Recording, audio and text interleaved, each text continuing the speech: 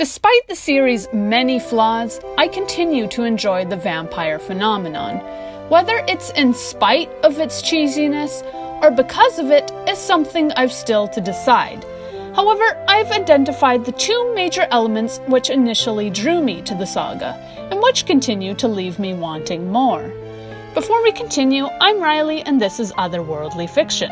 On this channel, I offer writing advice, nerd out over books, and have an obsession with everyone's favorite or not so favorite series, Twilight. If you're into fantasy books, or you just want to learn how to write a book yourself, consider subscribing. I post on Fridays. I also have a website and a blog, as well as a social media presence on Instagram and Tumblr, the links to all of which can be found in the description below. But to return to the video, there are two reasons Twilight attracts me. First, despite the underdevelopment of Bella Swann and the controversy surrounding her love interest Edward Collin, there is something to be said for the secondary characters. Alice remains one of my favorite characters, but Breaking Dawn also introduced us to a slew of new vampires, each with their own backgrounds and abilities. New Moon, too, introduced both the werewolves and the Volturi, and the Volturi alone are filled with abilities, unique histories, and potentially destructive secrets they hide from even one another. Second, the lore of the series has intrigued me. Despite the knee-jerk reaction many have to the fact Edward sparkles, it's still worth noting that Meyer took vampires and spun them into something original.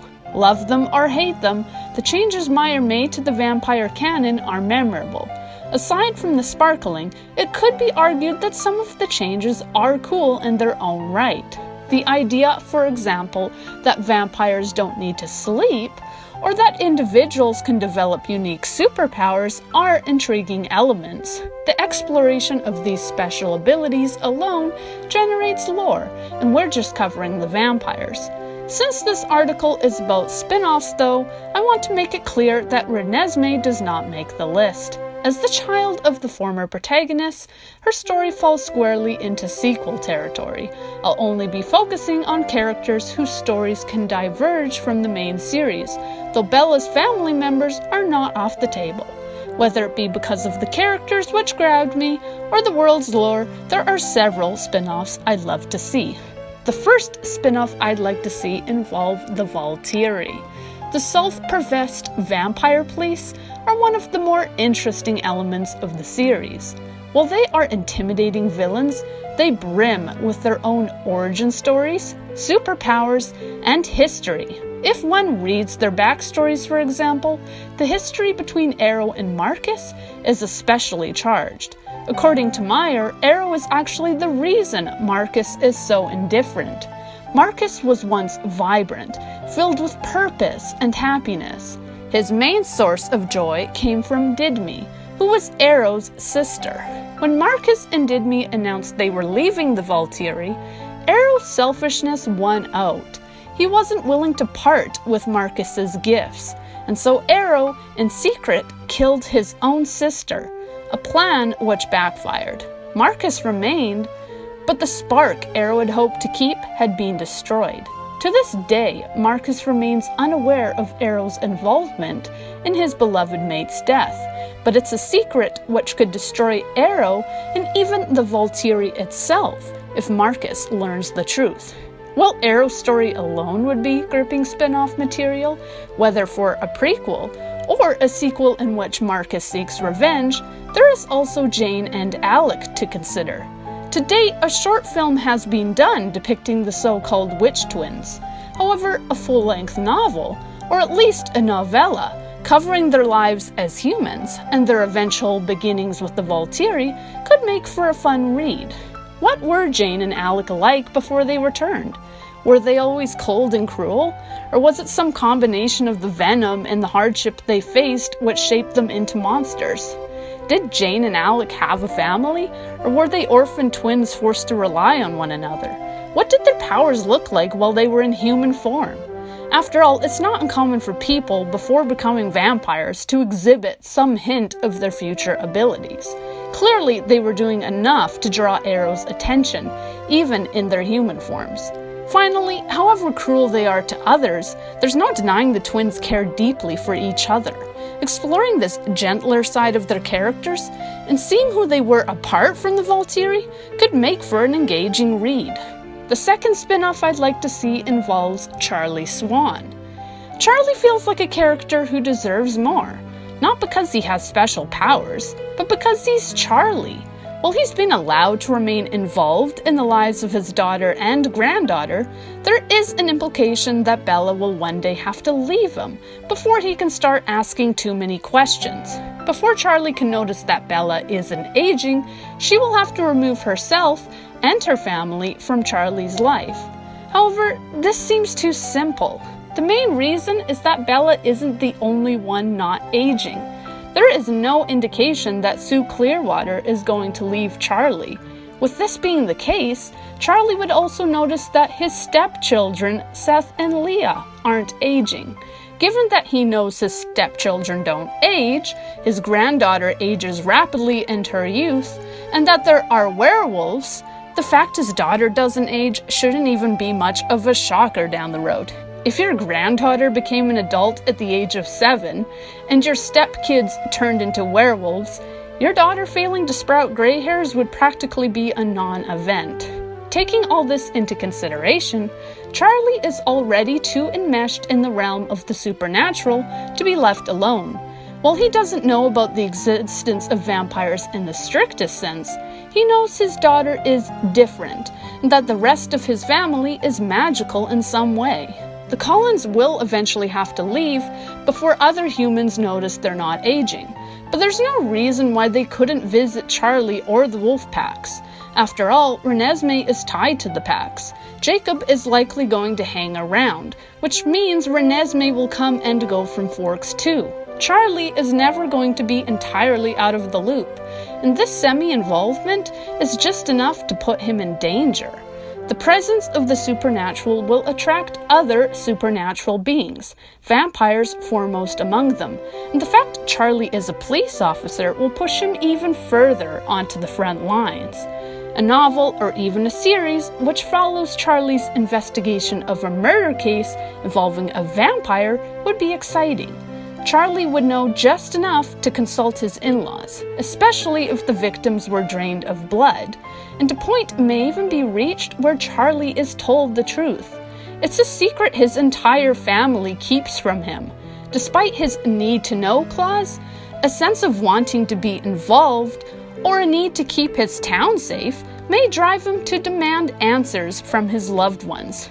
There's also the big question: what would happen if Charlie became a vampire? In reading Midnight Sun, the reader is given some glimpse into the minds of Bella's parents, and Edward finds something intriguing. Both parents have minds which are slightly different from those of your average human. This would indicate that if Charlie or Renee were changed, they too could exhibit particular gifts. Charlie specifically is described as having thoughts which are vague.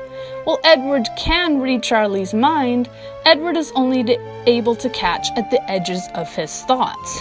They aren't clear, which indicates that Charlie has a weaker version of Bella's talent. If Charlie were to ultimately become a vampire, he too could have a shield. It just wouldn't be infallible. If anything, it would subdue pain-based attacks rather than eliminate their effect entirely, an ability which would nevertheless remain useful, especially if Bella wasn't always around. Charlie, as a cop, is also comfortable with the potential for danger. He has seen blood, he can handle a gun, and he's capable of protecting others. Changing him, whether willingly or accidentally, almost seems natural. At any rate, many readers, myself included, would like to see what else Charlie has to offer as a character. The third character I want to discuss is Leah. Leah is the only female werewolf in her pack, but the reason as to why was never actually explored. While Leah worried about the implications of her abilities, the mystery was never solved. Why is Leah able to phase when other women don't? Is Leah even the first of her kind? Had phasing not skipped a generation, could Sue have been a werewolf too? In the books, Billy jokes that Sue would have made a hell of a wolf, but perhaps there's something to his joke.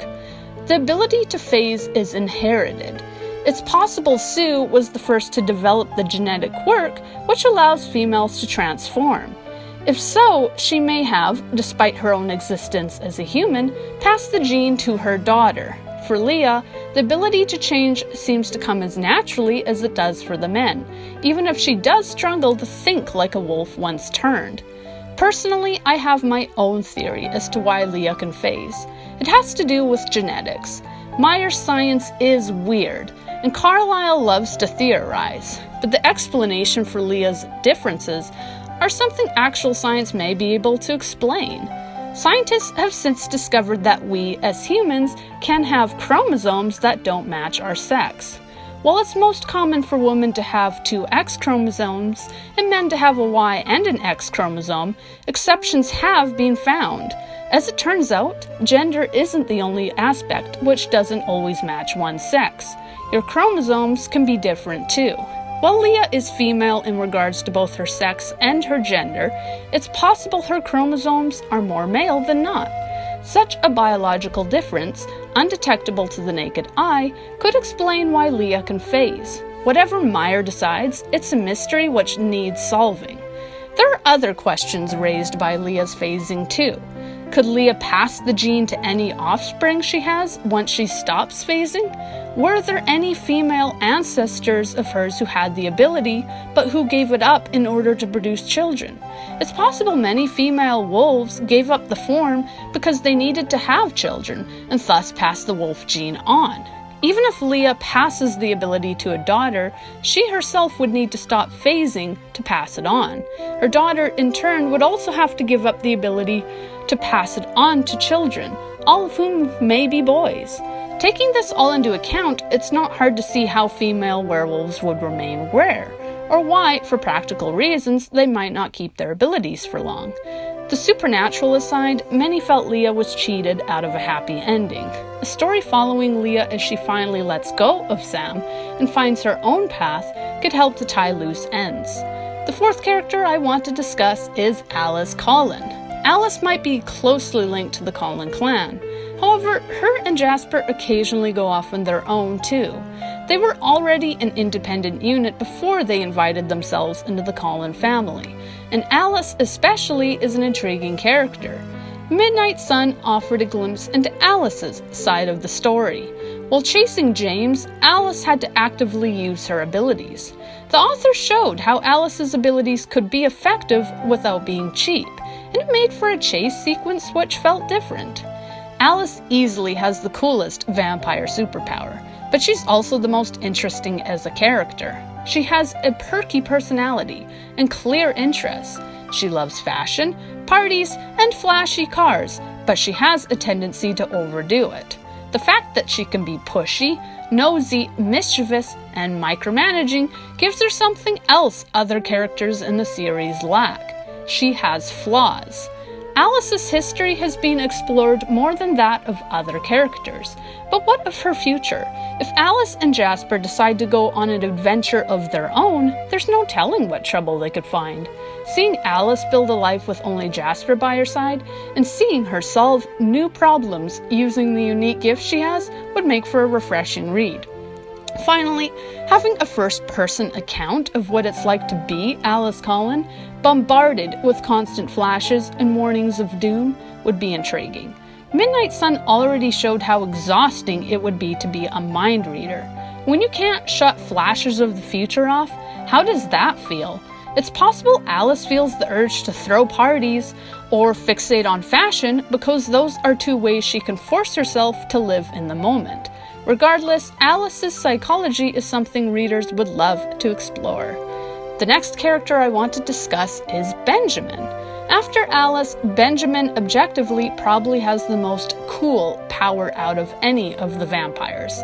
With his ability to manipulate the four elements, he's essentially Twilight's version of the Avatar. While Benjamin isn't the type to flaunt his abilities in general, what might he accomplish when removed from Amun's control? The fact that Benjamin agreed to join Carlisle shows that Amun's control of Benjamin has already slipped. Given independence, Benjamin could do anything he wants. However, with the removal of Amun's control also comes the removal of Amun's protection. Amun is correct in thinking that, were the Volturi to discover Benjamin's talents, Arrow would come after him. Other vampires, too, could be threatened by Benjamin's abilities. Many could attempt to kill him, simply because they see him as a danger. Even in the vampire world, Benjamin's abilities could be seen as unnatural.